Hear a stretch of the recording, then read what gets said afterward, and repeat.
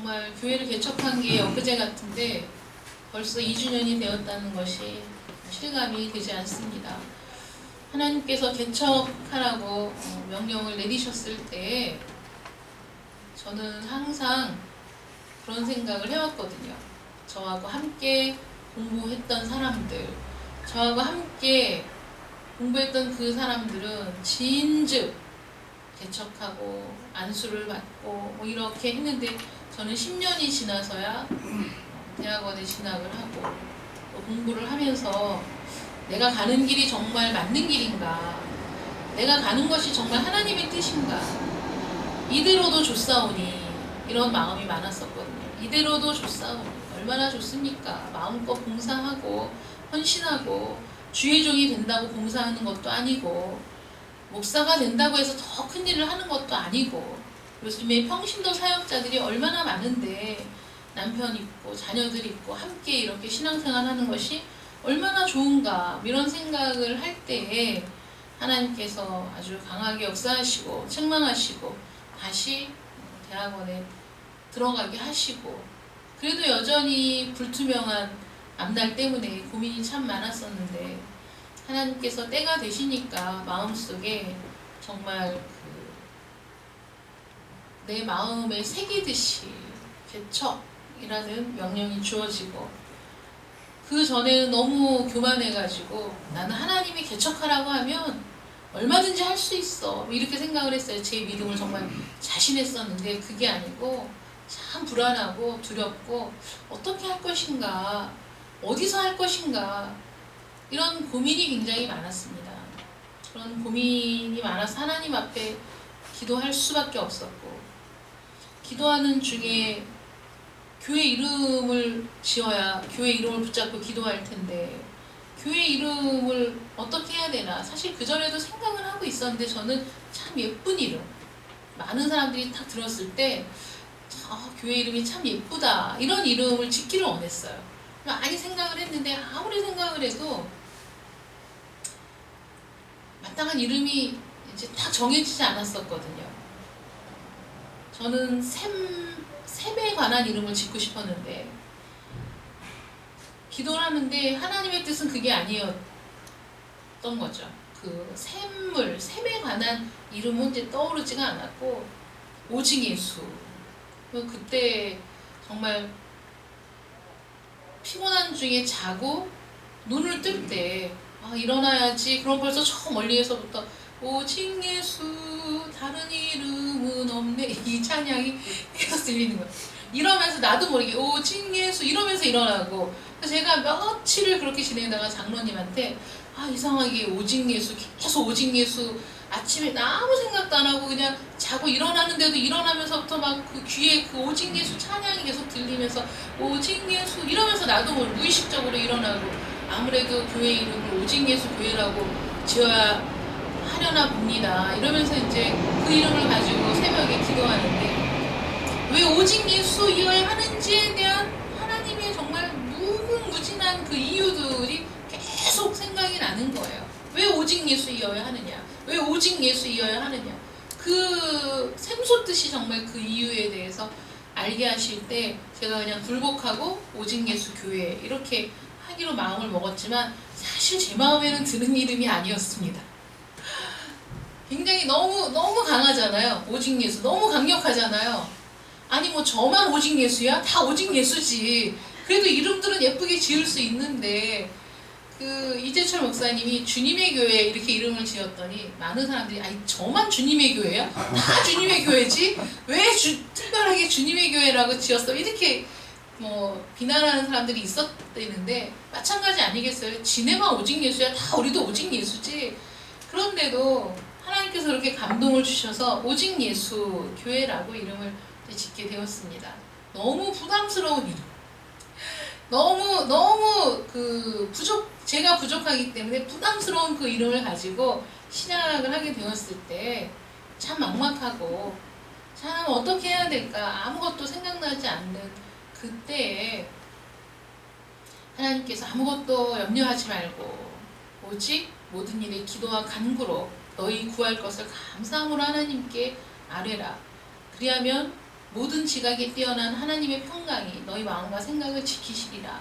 이 말씀이 정말 늘 알고 있던 말씀이었지만 우리 청소년들에게 설교하는 중에 설교 본문을 수도 없이 받고 확인했고 설교 준비를 하는 때에도 그 말씀이 요절이었기 때문에 계속 봤는데도 마음으로는 근심하고 있으면서 그 말씀을 가지고 아이들에게 기도에 대해서 설교할 것을 준비하면서도 그 말씀이 내 말씀이 아니었던 거예요. 그 말씀이 내 말씀이 아니고 여전히 나는 한편으로는 어떻게 해야 되나, 아무것도 없는데 어떻게 교회 건물을 얻을 것이며 이런 이제 근심이 가득 차 있을 때 아이들에게 이제 PPT로 그 말씀을 딱 띄워주고 설교를 하려고 하는데 그 말씀을 딱 보는 그 순간에 아무것도 염려하지 말고 그 말씀이 정말 내 마음속에 빛으로 들어오면서 그렇게 위로가 될 수가 없는 거예요. 아무것도 염려하지 말고. 근데 내가 할 일은 염려하는 게 내 일이 아니고 기도하는 것이 내 일이었던 거예요. 염려함으로 내가 아무것도 준비할 것이 없어요. 염려함으로 아무것도 내가 장만할 것이 없는 거예요. 아무것도 염려하지 말고 오직 모든 일에 기도와 간구로 너희 쓸 것을 감사함으로 하나님께 아뢰라. 이 말씀이 정말 그 강력한 응답으로 그 시간에 아이들에게 설교하기 위해 강단에 서 있는 그 시간에 정말 가슴속에 파도와 같이 밀려드는데 정말 눈물이 막 쏟아질 것 같은 거예요. 정말 위로가 됐어요. 그 말씀이 교회를 개척하면서 계속해서 붙들고 기도하게 되는 그런 말씀이었거든요. 그래서 그때 염려는 내 몫이 아니구나. 근심은 내가 할 일이 아니로구나. 나는 주님께 맡기고 기도하는 것 외에는 다른 길이 없어. 기도하면 하나님이 우리의 모든 쓸 것을 채우시는 것이죠. 욕심으로 구하는 게 아니고 내가 좀 더 어떤 더 편안한 안락을 위해서 구하는 것이 아니고 정말 있어야 할 것들, 하나님의 교회를 위해서 정말 필요한 것들을 놓고 기도하며 간구할 때 하나님께서 정말 놀라운 방법으로 우리 교회의 필요를 채우시고 하나하나 준비하게 하시고 지금 이 자리에 교회가 세워질 수 있도록 하나님이 도와주셨습니다. 우리가 하나님을 믿는다고 하면서 또 하나님의 뜻대로 살아간다고 하면서도 우리는 그 말씀이 내게 능력의 말씀이 되지 않고 그 말씀이 내 기도에 응답이 되지 않을 때 우리는 이게 뭘까? 어떻게 하라는 것일까? 막막하고 아무것도 할 수 없는 그런 상태에 있을 때가 많이 있습니다. 오늘 본문 말씀처럼 제자들도 역시 마찬가지죠. 어떻게 해야 되나? 무엇을 해야 되나? 아무 생각도 나지 않고 오직 마음에 근심과 염려만 가득한 상태. 주님이 자꾸 떠나신다고 하는데 어떻게 해야 되나? 근심하는 거죠. 주님을 바로 옆에 두고도 주님 그게 무슨 말씀이세요? 우리를 두고 떠나시면 우리는 어떻게 하라고요? 라고 묻는 자가 없는 거예요. 두려움에 사로잡혀서 근심에 사로잡혀서 너무 염려가 가득하니까 차마 묻지도 못하고 이 마음속으로만 근심하고 걱정하고 있는 제자들에게 주님께서 계속해서 말씀을 해주시지만 이들의 귀에 들리지가 않는 거예요. 우리 눈에 말씀이 있고 우리가 말씀을 들어도 그 말씀이 내게 믿음으로 들어오지 않으면 그 말씀은 우리에게 위로가 안 되는 거예요. 주님이 계속 말씀하시잖아요. 너희에게 성령을 보내줄 거야. 성령이 너희에게 오는 게 유익이다. 성령이 너희에게 오시면 죄에 대해, 의에 대해, 세상에 대해 심판하실 것이다. 깨닫게 하실 것이다. 그래서 우리의 시선을 십자가에 주목시키고 그 십자가의 사건이 모든 사람에게 죄인됨을 알게 할 것이며 모든 사람이 죄인됨을 깨닫는 즉시 그 십자가가 나의 의가 된다는 것을 알게 할 것이고 또 이 모든 일이 이루어졌음에도 불구하고 여전히 믿지 않는 이 세상과 사단의 권세와 이 모든 것들에 대한 심판이 이루어질 것이다. 이렇게 말씀을 하셔도 여러분 그 말씀이 이해가 되고 깨달아지면 제자들이 근심할 것이 없지만 이해되고 깨닫지 못하니까 근심하는 거죠. 여러분 마음에 근심이 있습니까? 염려가 있습니까? 걱정이 있습니까? 말씀이 믿어지지 않으니까 깨달아지지 않으니까 여전히 근심이 나를 누르고 여전히 미래에 대한 불안이 내 마음을 누르게 되는 것이죠. 성령이 우리에게 오심이 우리에게 큰 축복이다 이렇게 말씀하셔도 이제 이후에 벌어질 일에 대한 염려와 근심 때문에 예수님의 말씀을 제대로 깨닫지 못하는 이 제자들에게 주님이 오늘 16절 말씀을 하시는 거예요. 또 조금 있으면 너희가 나를 보지 못하겠고 또 조금 있으면 나를 보리라 이렇게 말씀을 하셨습니다. 근데 제자들이 그 말을 듣고 자기네들끼리 수근수근 하는 거예요. 야, 우리에게 지금 말씀하신 이 말이 도대체 무슨 뜻이니? 난 도무지 그 말씀의 뜻을 알지 못하겠다. 조금 있으면 나를 보지 못하겠고 또 조금 있으면 나를 보리라. 또 내가 아버지께로 감이라. 이렇게 하신 말씀이 도대체 무슨 뜻일까? 자기들끼리 서로 얘기하지만 뭐 도끼인 객끼이죠. 자기네들 서로 모르는 거예요. 우리도 모르겠다. 무슨 말이지?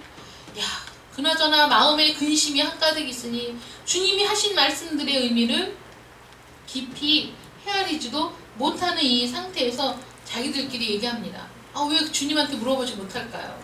우리 주님이 조금 있으면 나를 보지 못할 거야 이렇게 얘기하시면 그 주님이 우리 눈앞에서 사라지기 전에, 그 주님이 이 세상에서 떠나시기 전에 내가 물어야 할 것들을 물어야 되는데, 궁금한 것들을 확인해야 되는데 여전히 그들은 너무나 불안해서 너무나 두려워서 주님 앞에 묻는 것조차도 두려워하는 그런 상태였다는 거예요.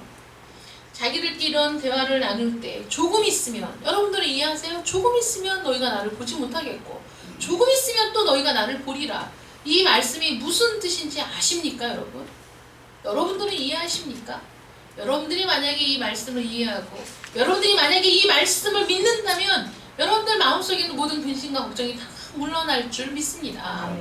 깨닫는다면, 이 말씀이 믿어진다면 조금 있으면 그리스도께서 죽으심으로 이제 이 세상을 떠나게 되실 거예요. 조금 있으면 우리 주님은 죽습니다. 조금 있으면 주님은 이 세상에서 보이지 않습니다.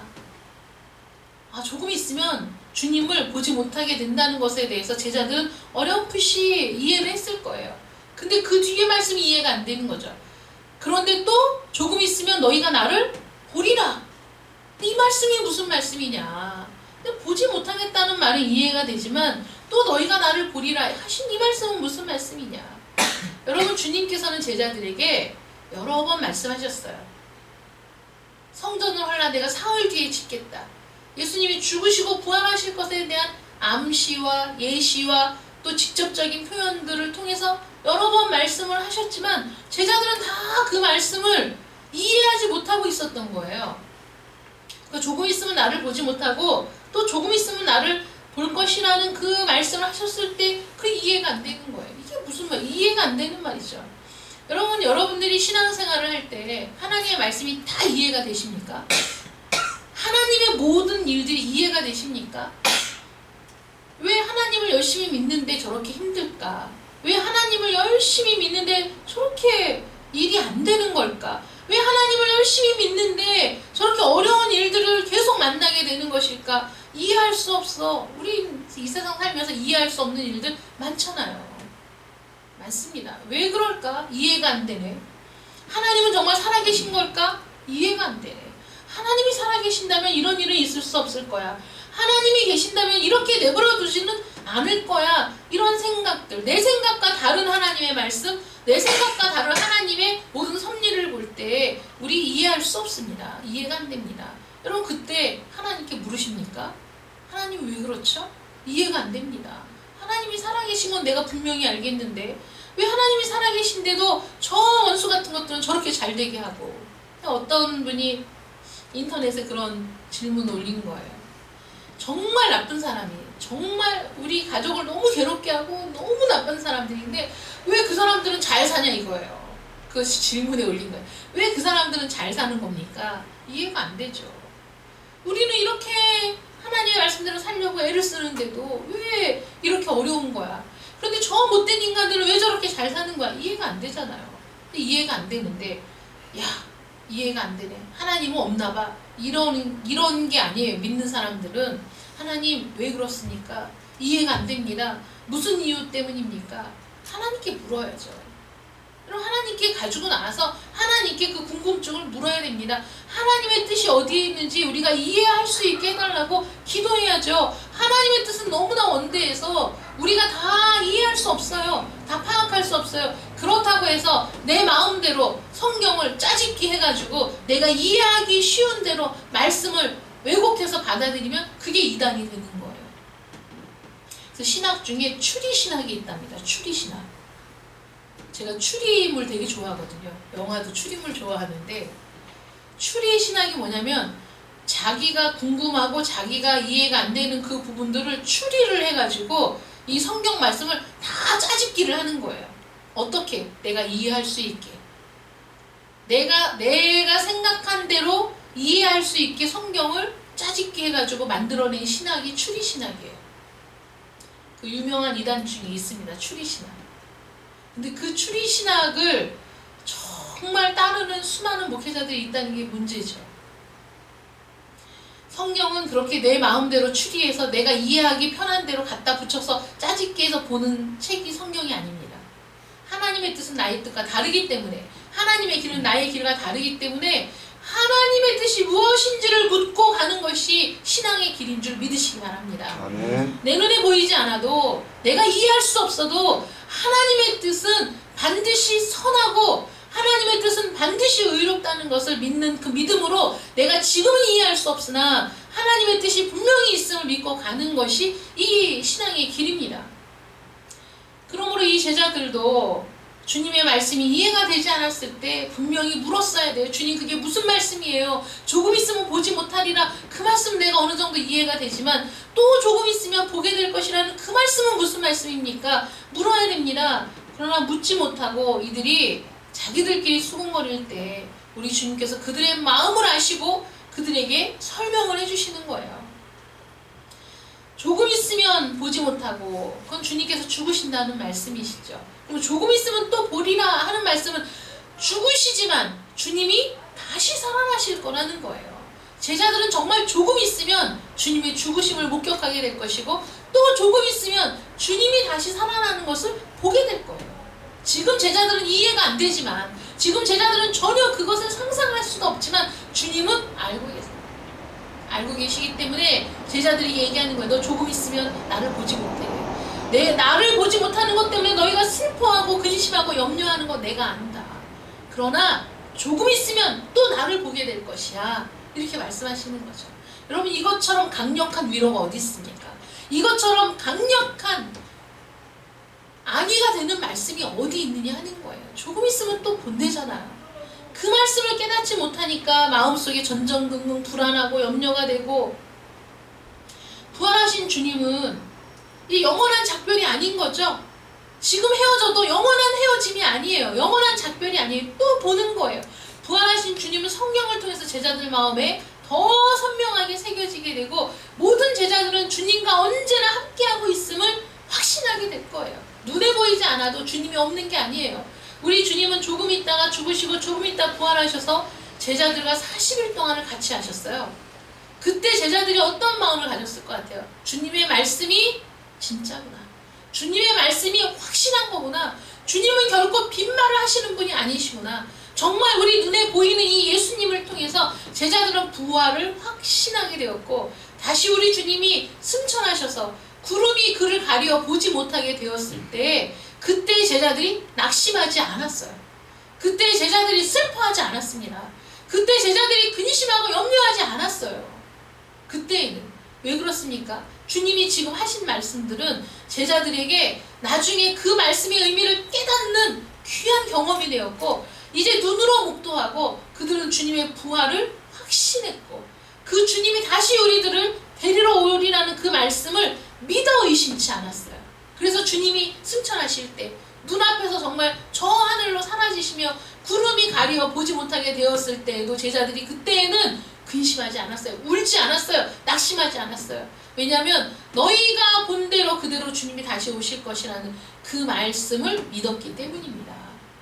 그러므로 그 이후에 예수님의 부활을 본 이후에 그 제자들은 주님의 부활을 목숨을 걸고 전했어요. 왜 그랬을까요? 주님의 부활이야말로 우리의 생명이니까, 우리의 기쁨이니까, 우리의 능력이니까 그 부활을 전한 거예요. 여러분들이 가장 사랑하는 사람에게 어떤 선물을 주고 싶으세요? 여러분들이 가장 사랑하는 자에게 어떤 선물을 주고 싶으십니까? 자동차? 비싼 옷? 명품백? 아니면 집? 집이 있어도 자동차가 있어도, 명품 백이 있어도, 명품 옷이 있어도 그 안에 생명이 없으면 아무것도 아닌 거예요. 부활의 생명이 있어야 돼요. 그러므로 예수님이 당신에게 있습니까? 예수를 아십니까? 예수님을 믿으십니까? 여러분, 우리가 예수님을 전하는 것이야말로 내가 사랑하는 사람에게 가장 좋은 것을 주는 거예요. 가장 좋은 것. 이 세상의 일들로 근심하지 않아요. 염려하지 않아요. 왜냐하면 그 부활하신 주님이 성령을 통해 나와 함께 하시기 때문에. 조금 있으면 보지 못하나 조금 있으면 보게 되는 그 주님이 이제 조금 있으면 또 하늘로 승천하셔서 볼 수 없지만 이제는 헤어진 게 아니라는 걸 아는 거예요. 작별한 게 아니라는 걸 아는 거예요. 그 주님이 성령을 통해 내주하시고 성령을 통해 우리와 함께 하셔서 내가 영원토록 너희와 함께 하겠다, 그 약속이 이루어졌음을 믿는 자들마다 마음에 근심하지 않는 겁니다. 걱정하지 않는 겁니다. 또한 그리스도께서 재림하실 때 우리는 그리스도를 다시 보게 될 것입니다. 그리스도의 재림을 여러분 믿으십니까? 다시 오십니다. 다시 오셔요. 어떤 사람이 사진을 올렸더라고요. 거기 그 경주 지역에 있는 강에 숭어떼가 몇 킬로미터가 일렬로 쫙 헤엄쳐서 내려가는 모습을 보고 지진의 징조가 아니냐, 전조 증상이 아니냐, 이런 걸로 올렸는데 어떤 사람들은 아니다, 어떤 사람은 이상하다, 이렇게 의견이 갈리고 있더라고요. 신기한 일은 신기한 일이죠. 사진을 보니까 신기하긴 해요. 일렬로 쭉 수십 킬로를 내려가는 그 모습이 얼마나 신기합니까? 여러분, 그러나 이 세상에 종말이 온다고 하더라도 예수 안에 있는 자들은 염려할 것이 없습니다. 걱정할 것이 없어요. 왜냐하면 우리가 사랑하는 사람과 지금 이별을 한다고 해도 잠시예요. 잠깐이에요. 잠시 후에 다시 볼 거예요. 우리는 잠시 뒤에 다시 만날 거예요. 여러분, 저녁에 우리가 안녕히 주무세요, 잘 자라 인사할 때 슬퍼하며 애곡하며 잘 자라고 하는 거 아니잖아요. 왜 그러죠? 내일 아침에 볼 거니까. 볼 거니까. 우리의 헤어짐이 그런 거예요. 예수님과 제자들의 헤어짐이 그런 거예요. 걱정하지 마, 염려하지 마. 다시 볼 건데 그렇게 염려하고 근심하고 걱정할 일이 아니라는 거예요. 그러나 여러분, 우리가 이 세상에 사는 동안에 그러면 근심할 것이 없고 염려할 것이 없고 모든 것이 잘 되고 형통하냐? 그러지 않을 수 있어요. 왜냐면 우리는 이 세상에 살고 있으니까. 이 세상은 예수 그리스도에 대해 적대적이니까. 이 세상은 예수 그리스도의 복음과 원수가 되니까. 이 세상에서 사는 그리스도인들은 힘들고 고통스러울 수 있습니다. 환난을 겪을 수 있습니다. 우리는 이 세상에서 환영받지 못할 수 있습니다. 그러나 우리 안에 있는 기쁨은 그 누구도 빼앗을 수 없다고 주님 말씀하시는 거예요. 주님이 야, 걱정하지 마. 너희 인생에 다시는 어려운 일이 없어. 너희 인생에 다시는 힘든 일이 없어. 걱정하지 마. 이렇게 말씀하시지 않았어요. 우리가 복음을 왜곡하면 안 됩니다. 힘든 일 있습니다. 스트레스 있습니다. 어려운 일 있습니다. 슬퍼서 눈물을 흘린 일들도 있습니다. 그러나 그것이 다가 아니라는 사실에 우리가 위로를 받는다는 것이죠. 제자들이 묻기를 두려워할 때 주님께서 아주 친절하게 설명을 해주시죠. 우리가 이해할 수 있는 말로 너희는 곡하고 애통하겠으나 세상은 기뻐하리라. 너희는 내가 이제 곧 보지 못하게 될 때, 나를 보지 못하게 될 때 너희들은 슬퍼하고 애통할 거야. 그러나 세상은 기뻐할 거야. 왜냐하면 세상은 자기들의 목적을 이루었다는 것 때문에. 바리새인과 제사장들은, 대제사장은 아이고 속 시원하다, 그렇게 미운 눈에 가시 같았던 예수를 십자가에 못 박았으니 우리가 승리했다 라고 기뻐할 겁니다. 이 세상은 그리스도가 비난받는 걸 기뻐합니다. 기독교가 비난받는 걸 기뻐합니다. 뭐 잘못 하나 있으면 벌떼같이 달려들어서 아주 벌집을 만들어 놓습니다. 아주 신이 납니다. 이 세상은 그렇습니다. 그러나 우리는 슬프죠? 고통스럽죠? 여러분, 기독교계에서 어떤 안 좋은 일이 일어났고 사람들이 손가락질 받는 일이 일어났을 때 우리도 같이 손가락질하고 우리도 같이 욕합니까? 우리는 슬퍼해야 돼요. 가슴 아파야 됩니다. 그런 일이 있는 것에 대해서. 이 세상 오지에서 순교하는 순교자들의 말을 들었을 때에도 우리는 마음에 슬프죠. 고통스럽죠. 그러나 그 모든 고통과 슬픔이 주님이 다시 우리에게 돌아올 때에는 그 근심이 변하여 기쁨이 된다는 거예요. 영원한 근심이 아니에요. 영원히 우리를 고통스럽게 하는 것이 아닙니다. 힘들고 고통스럽지만 그것은 잠시라는 거예요. 잠시. 그리고 영원한 기쁨이 우리에게 주어진다는 겁니다. 그러므로 주님 우리에게 당당하게 말씀하실 수 있는 거예요. 근심하지 마, 염려하지 마. 오늘의 근심은, 오늘의 염려는 오늘에 족한 거야. 내일 일까지 끌어다가 염려하지 말고 걱정하지 마. 우리 주님이 우리와 함께 하시죠. 우리 주님은 곧 다시 돌아오십니다.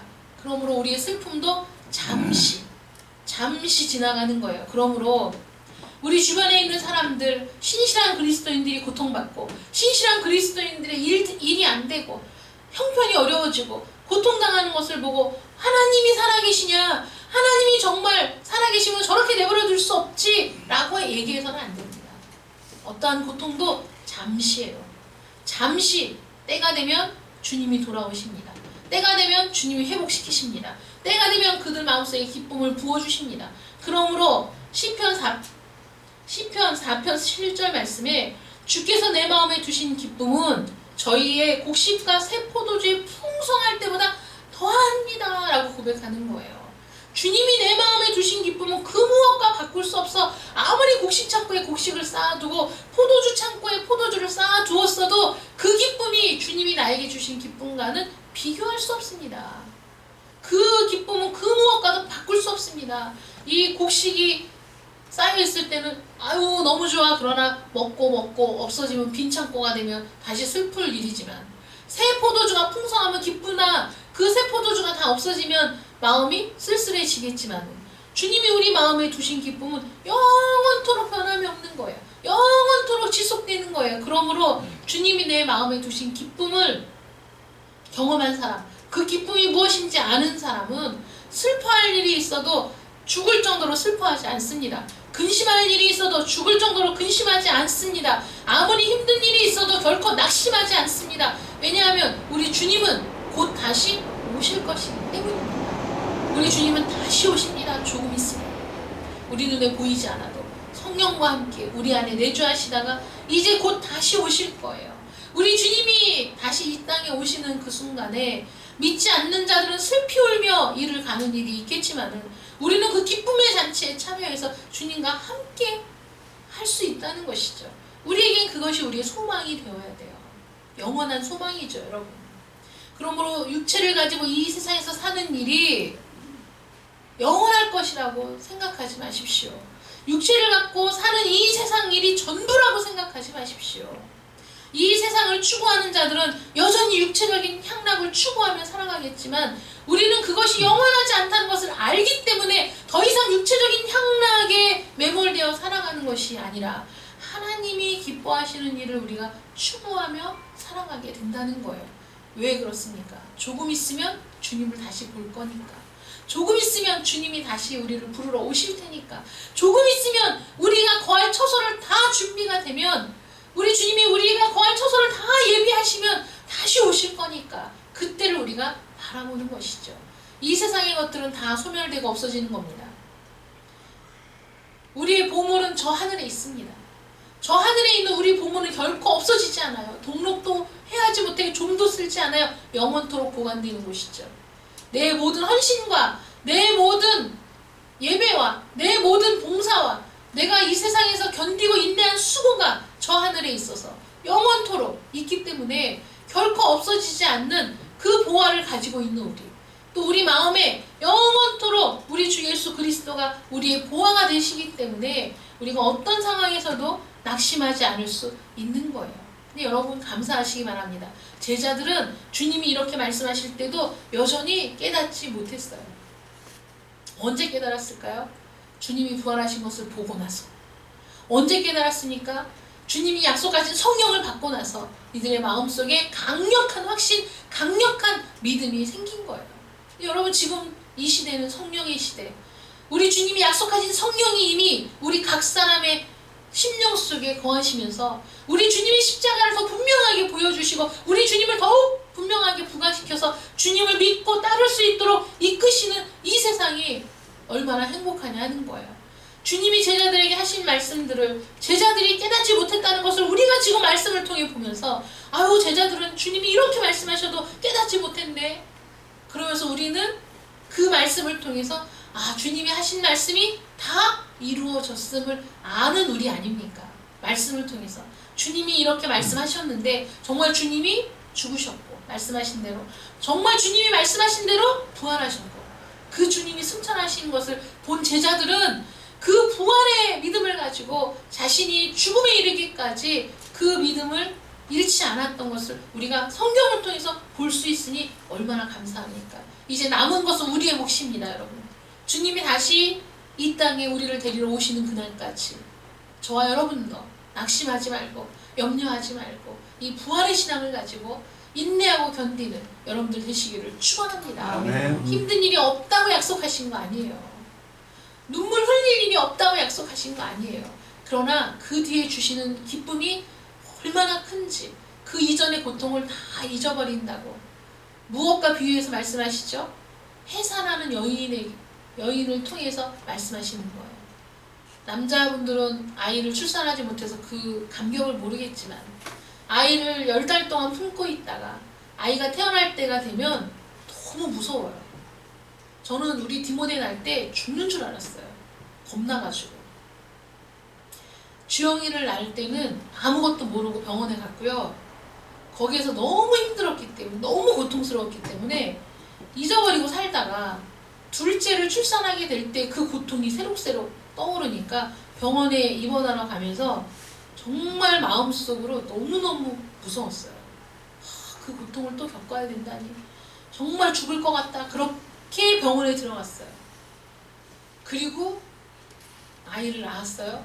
그런데 아이를 낳고 나서는 그 뒤에 두 아이를 기르면서 그때 너무 무서웠는데 그때 너무 힘들었는데 그때 너무 고생했는데 그 생각 안 하고 아이들 길렀어요. 눈에 보이는 내 자녀가 이쁘고 사랑스럽고 커가는 게 너무 좋기 때문에 그 고통은 잊어버리는 거예요. 우리 주님께서 말씀하시는 게 그거예요. 봐, 너희가 아이를 낳을 때 그 고통을 기억하고 생각하면서 무서워 떨지만은 아이를 딱 낳고 나서는 너무 예쁘니까 아이가 너무 사랑스러우니까 고통을 싹 잊어버려. 마찬가지로 우리가 주 안에서 이 세상을 살면서 고통도 있고 힘든 일도 있고 어려운 일도 있어. 너무 힘들어서 주님 차라리 내가 주님께 가는 게 낫겠어요. 나를 빨리 좀 데려가 주세요. 할 때도 있지만은 그러나 봐라. 나중에 그거 다 사라질 거야.